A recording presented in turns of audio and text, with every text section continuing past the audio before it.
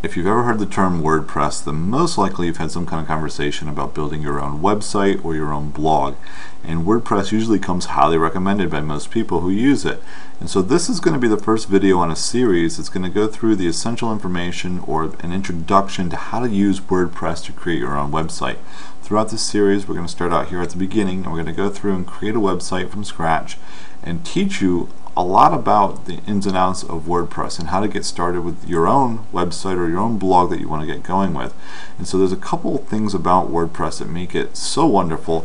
It's always good to see something that's free, and if you take a look right there, I've got it highlighted here on the WordPress's website, which is wordpress.org. You'll see it says free, and it is free. It's also open source, which means the coding that's going into building WordPress itself is open, and a lot of programmers can look at it and they make continual improvements to this thing to make it the wonderful application that it is. And so that's another thing. WordPress also allows you, if you're looking at developing your own website and you're not very familiar with some of the programming languages like HTML or JavaScript or PHP that are out there for developing websites, you don't have to worry, because WordPress is an amazing package that can take somebody with very little to no knowledge of building a website and create a very advanced and very wonderful looking website. And by wonderful looking, they also have themes for those people out there that do not have any graphical ability as far as creativity is concerned and creating something that looks nice.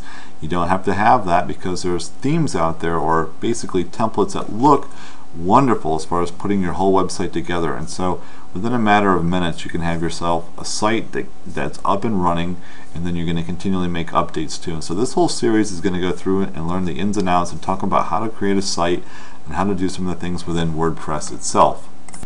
If you click on the download tab within the website itself, you'll go to the download page. Now, I'm not going to be downloading it for this series. We're going to do this all online. And so if you want to download it and set it up on your own web server, if you're familiar with a web server, you can definitely download it here. The zip file is going to be for those Windows users out there. The tar file right here is going to be for those Linux or Unix users out there.